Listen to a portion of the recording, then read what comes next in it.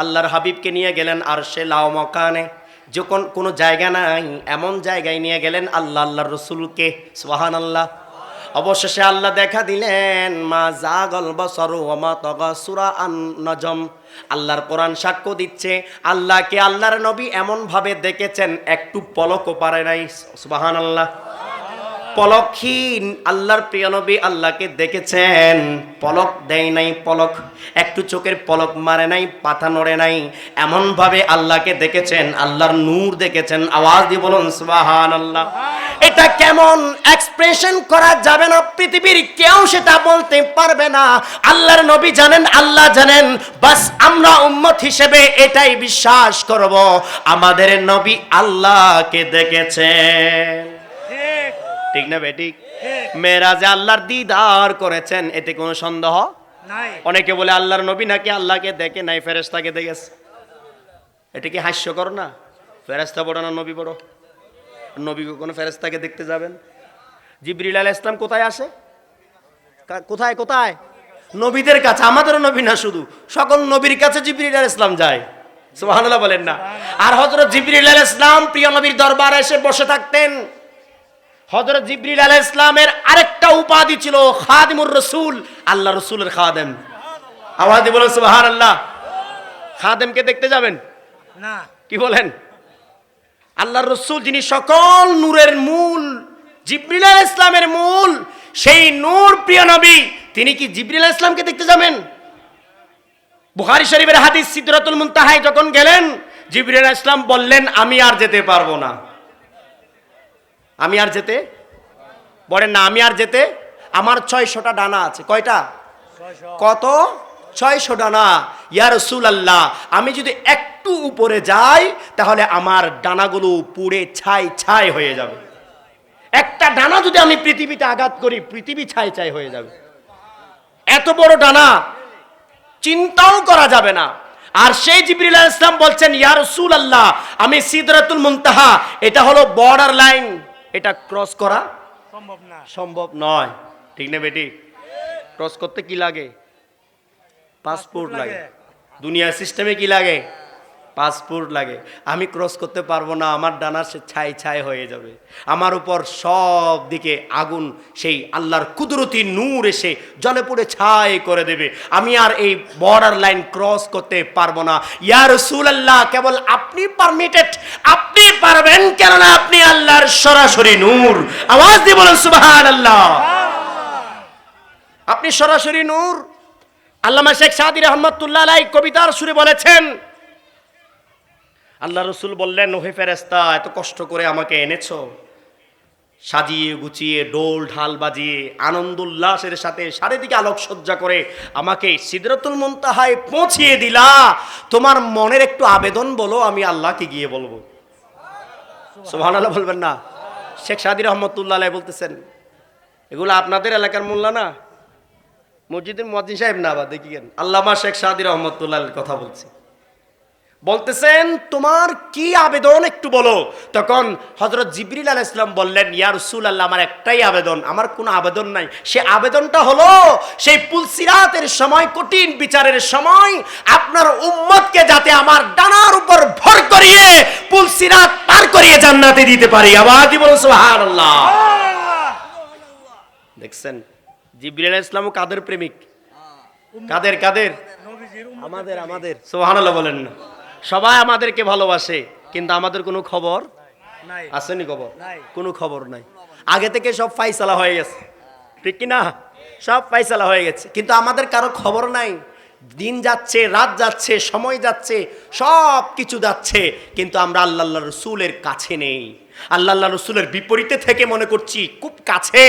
আল্লাহ রাসূলের আপন না হয়ে আমরা অন্য কিছুর আপন হয়ে নিজেদেরকে ধ্বংসকে মুক্ত হতে হবে, উদ্ধার হতে হবে।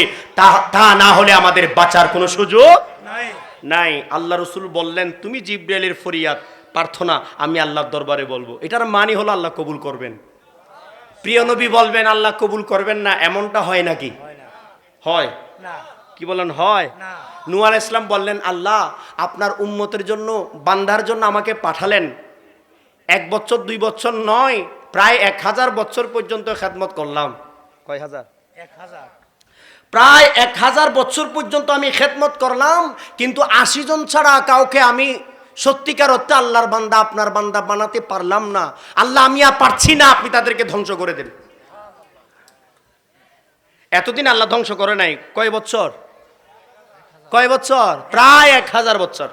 আল্লাহ এতদিন ধ্বংস করে নাই। এখন দোয়া করলেন কে? দোয়া করলেন, হাত তুললেন কে? হযরত নূহ আলাইহিস সালাম, আল্লাহর নবী। কারণ আল্লাহর নবী দোয়া করলে আল্লাহ কি ফিরিয়ে দেয়? না। তখন বলছেন, ঠিক আছে, তাহলে আমি তোমার দোয়া কবুল করলাম। সুবহানাল্লাহ বলেন না? নূহ আলাইহিস সালামের দোয়াই মহাপ্লাবন হয়। ইব্রাহিম আলাইহিস সালামের দোয়া মাকামে ইব্রাহিমে দাঁড়িয়ে আল্লাহর নবীর আগমনের শুভ সংবাদ শোনায়। ইউনূস আলাইহিস সালামের দোয়ায় মাছ ফেটে ইউনূস আলাইহিস সালামকে বের করে দেয়। এভাবে যত নবী রাসূল আছে হাত তুললে দোয়া কবুল হয়ে যায়, আর আমাদের নবী হাত তুলতে হয় না, মনে মনে চাইলেই কবুল হয়ে যায়। আওয়াজে বলুন সুবহানাল্লাহ। আল্লাহ রাব্বুল আলামিন চাইলে সবকিছু ক্ষমা করতে পারেন। আল্লাহর প্রিয় নবী ইচ্ছা করলে সবাইকে ক্ষমা করিয়ে দিতে পারেন, তবে একটা সিস্টেমের মধ্যে থাকবে। মুনাফিককে ক্ষমা করে দিবেন এটা কিন্তু নয়। আল্লাহ বলছেন, মুনাফিকের জন্য যদি 70 বারও দোয়া করা হয়, কোরআন শরীফ সূরা আত-তাওবা। একজন মুনাফিক, মুনাফিক কাকে বলা হয়? কাফের, মুশরিক, বেঈমানদেরকে, হিন্দু, বৌদ্ধ, খ্রিস্টান, নাস্তিকদেরকে। মুনাফিক কাদেরকে বলা হয়? দাড়িওয়ালাকে, টুপিওয়ালাকে, পাগড়িওয়ালাকে, ঠিক না বেঠিক? লা ইলাহা ইল্লাল্লাহ বলনেওয়ালাকে, 5 ওয়াক্ত নামাজ পড়নেওয়ালা, ঠিক না বেঠিক? এরকম কিছু মুনাফিক আছে না? প্রিয় নবীর পেছনে নামাজ পড়ে মুনাফিক, প্রিয় নবীর সাথে যুদ্ধ করে মুনাফিক, প্রিয় নবীর সাথে রোজা রেখে মুনাফিক। ছিল কি ছিল না? ছিল। কোরআন শরীফে তাদের নামে সূরা নাজিল হয়েছে কিনা? কোরআন শরীফে শুধু একটা সূরা নয়, বিভিন্ন সূরার মধ্যে তাদের আলোচনা আসছে কি আসে নাই? বলেন আসছে কি না? তাহলে বোঝা গেল মুনাফিক মানে কাফের নয়, মুনাফিক মানে বেঈমান নয়, অর্থাৎ মুনাফিক মানে ইহুদি নয়, মুনাফিক মানে খ্রিস্টান নয়, মুনাফিক মানে অন্য ধর্মের নয়, মুনাফিক মানে মুসলিম দাবি করে ইসলামের দুশমন। কথাটা বুঝা গেছে? মুসলিম দাবি করে, ওই যে বললাম আল্লাহর নবী আমাদের মতো মানুষ, বলে কি বলে না? আপনাদের এদিকে না, আমাদের ওদিকে একটু বেড়ে গেছে এগুলা, এখন একটু থামাচ্ছি, চেষ্টা করতেছি। এদিকে আছে নাকি? না না, আমার বিশ্বাস হয় না। আমাকে যেভাবে নিউজ দিল এদিকে এগুলো নাই, আসেনি, এরকম বলে নাকি?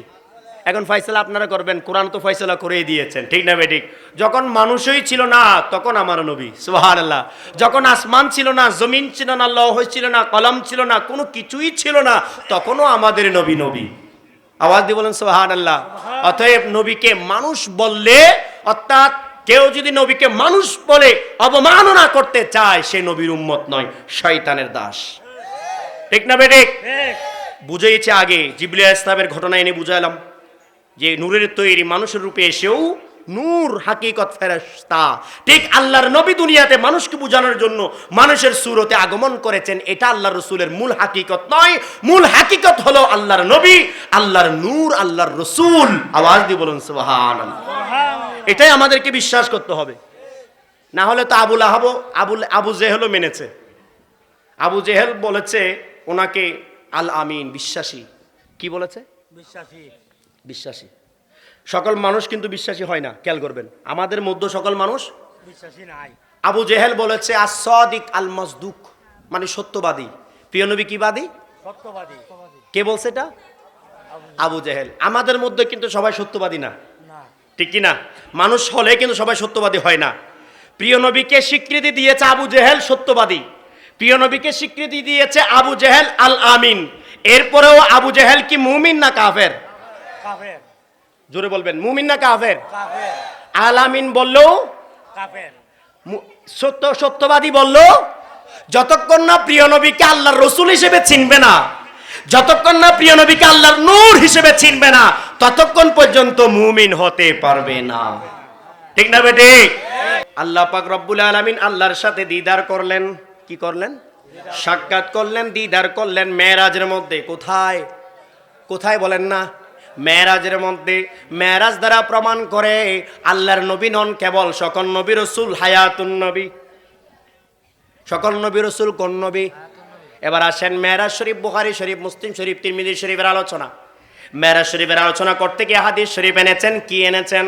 আল্লাহর প্রিয় নবীকে যখন বাইতুল্লাহ থেকে, হেরাম শরীফ থেকে, মক্কা শরীফ থেকে যখন বাইতুল আকসা, মসজিদুল আকসা, বাইতুল মুকাদ্দাসের মধ্যে ফিলিস্তিনের দিকে নিয়ে যাচ্ছেন, প্রিয় নবী যখন যাচ্ছেন ফিলিস্তিনি সেই বাইতুল আকসার মধ্যে যখন প্রিয় নবী পৌঁছলেন, পৌঁছার পরে সেই আল আকসার মধ্যে পৌঁছার পরে দেখতে পেলেন আল্লাহর যত নবী রাসূল আছে সকল নবী রাসূল উপস্থিত। সুবহানাল্লাহ। আল্লাহর নবী রাসূল কয়জন? 12 জন। কয়জন? 1,24,000। কমটা বলি, 1,24,000। 1,24,000। আরো জোরে বলেন, 1,24,000 নবী রাসূল। সবাই কোথায়? মসজিদুল আকসা, বাইতুল আকসা। এখন যেটা জেরুজালেম, অর্থাৎ ইহুদিবাদীদের মাধ্যমে জবরদখলকৃত, ঠিক না ঠিক? যেখানে ফিলিস্তিনের মা বোনদের উপর জুলুম হচ্ছে, শিশুদের উপর জুলুম হচ্ছে, এটার মানে আমাদের উপর জুলুম হচ্ছে। কোন মুসলমানের উপর আঘাত মানি আমাদের, কোন মুসলিম শিশুর উপর আঘাত মানে আমার শিশুর উপর আঘাত, কোন মুসলিম মায়ের উপর আঘাত মানে আমার মায়ের উপর আঘাত, শুধু মুসলিম নয় কোন মানুষের উপর আঘাত মানে আমি মানুষ হিসেবে আমার উপর আঘাত।